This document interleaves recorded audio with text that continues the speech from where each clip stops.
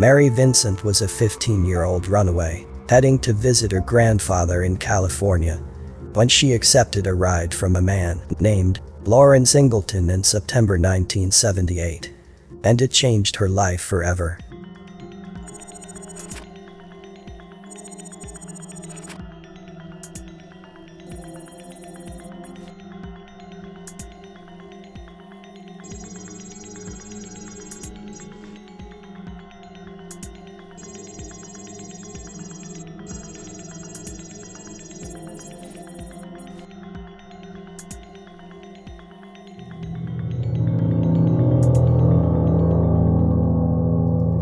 Who was Mary Vincent?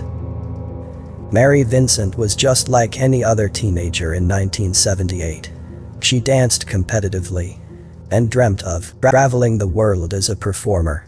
As she entered her teen years, Vincent began defying her strict parents and often skipped school, even leaving town with her boyfriend at one point. The two lived out of her boyfriend's car for a summer in Sausalito, until authorities apprehended him on charges of raping a teenage girl. After the arrest, she headed towards Corona, a city just outside of Los Angeles, to visit her grandfather. Vincent sought a ride from a friendly stranger. Odd as it may seem today, hitchhiking was commonplace for many young people in the 1970s. Hitching a ride from a passing car was an effective method of getting around town, especially for teenagers without a vehicle of their own. On September 29, 1978, 50-year-old Lawrence Singleton slowed down his van to pick up Mary Vincent in Berkeley. Singleton was a merchant seaman and claimed he was driving to Reno, but could give Vincent a ride to Los Angeles. Vincent had 400 miles to hitchhike and agreed to enter Singleton's van. Despite his seemingly friendly demeanor, Singleton had previously been convicted of contributing to the delinquency of a minor and had a history of alcohol abuse. He was also recently divorced from his second wife and was estranged from his daughter. Mary Vincent accepted a ride from Singleton and lit a cigarette, but when she sneezed, Singleton touched her neck, asking if she was sick. Mary didn't like it and moved away. But then, she fell asleep thinking it was okay. When she woke up, she realized they were going the wrong way, back to Nevada. Mary grabbed a sharp stick and pointed it at Singleton, demanding to go the right way. Singleton apologized and said he made a mistake. Mary thought he was sorry, so she continued the ride, not knowing the danger she was still in. At one point, Vincent stepped out of the vehicle to stretch her legs and bent over to tie her shoe. But all of a sudden Singleton hit her in the head and dragged her into the back of the van. He raped her while telling her that he would kill her if she screamed. Singleton then tied Vincent's hands behind her and drove for a while. Eventually, he came to a stop, cut her hands free, and ordered her to drink some unknown alcohol from a plastic jug before continuing his assault. After some time, when Vincent regained consciousness, Singleton ordered her to lie on the edge of the road. She pleaded with him to set her free. He began saying, "You want to be free? I'll set you free." Singleton took her left arm and took one swing, and Vincent started to fall. And then he took another swing, cutting off her arms near the elbow in an apparent attempt to prevent her body from being identified. Singleton, believing she was dead, he threw her body off a cliff. Vincent landed 30 feet below in a concrete pipe. Mary Vincent was not dead, unconscious and near death, but in shock and losing massive amounts of blood. Vincent went limp, naked and in searing pain. She fought off the urge to fall asleep and give in to death. Instead, she covered what was left of her arms in mud, packing it all down to effectively stop the bleeding. Then, she climbed back up the 30-foot cliff and began walking down the rural road, holding her arms upright so she would not bleed out. The first people who spotted her sped away in fear. The second couple, who had been traveling on vacation, stopped to help her. They wrapped her in linens from their car before driving her to a nearby airport. There, they called an ambulance.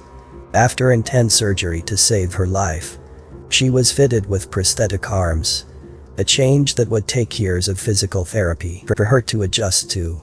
She also underwent intensive psychotherapy to help her cope with the trauma she'd experienced. I'd have been lead dancer at the Lido to Paris and Las Vegas, then Hawaii and Australia. I'm serious. I was really good on my feet.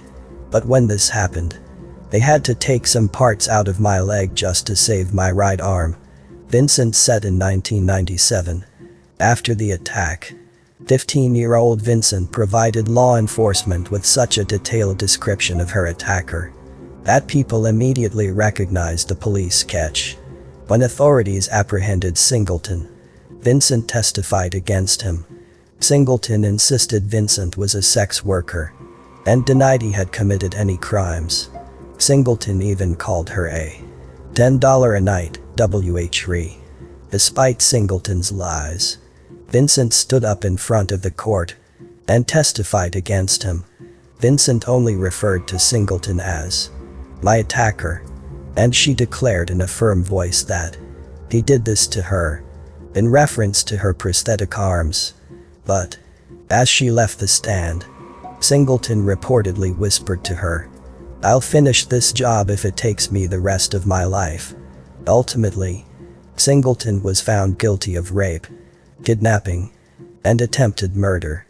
However, he served just over 8 years in prison and was released on parole for good behavior. From that point on, Vincent lived her life in fear, worried that Singleton would follow through on his promise one day. Vincent was terrified. At home, she was reportedly having trouble with her family and felt isolated at her specialized school. She moved away as soon as she graduated and became secretive about her life and location. Traumatized and depressed, Vincent developed an eating disorder, had trouble leaving the house, and saw many of her close relationships fall apart. Vincent later said that she had contemplated suicide but could never go through with it. Tragically, Singleton did what he said, but Vincent wasn't the one on the receiving end. While living in Sulphur Springs, Singleton murdered a 31-year-old mother of 3 named Roxanne Hayes in 1997. Neighbors heard Hayes' screams and called the police, but it was too late. Officers arrived to find her body on the floor, covered in blood and stab wounds. Singleton was arrested at the scene. Mary Vincent chose to testify in court against him, sharing what happened to her with the jury. And once again, facing her attacker nearly 20 years later, Singleton was convicted of murder and sentenced to death. However, on December 28, 2001, at the age of 74, he died from cancer while still on death row. Mary Vincent could live in peace for the first time in decades. Mary Vincent's life after the attack. Years after her recovery, Vincent reportedly began to heal and establish close relationships. As her new family became her life, she found a creative outlet in painting, drawing, and sketching. She has also been known to tinker with her prosthetic arms as part of her art making. Mary Vincent told the Ventura County Star, "I couldn't draw a straight line. Even with a ruler, I would mess it up. This is something that woke up after the attack, and my artwork has inspired me and given me self-esteem." This was the story of Mary Vincent, the girl who never gave up, even in a death door fighting with a monster of a humanity. For more horrifying tales, make sure you subscribe to the channel. And don't forget to like the video and leave a comment on which story you want to hear next. Till next time, thank you for watching.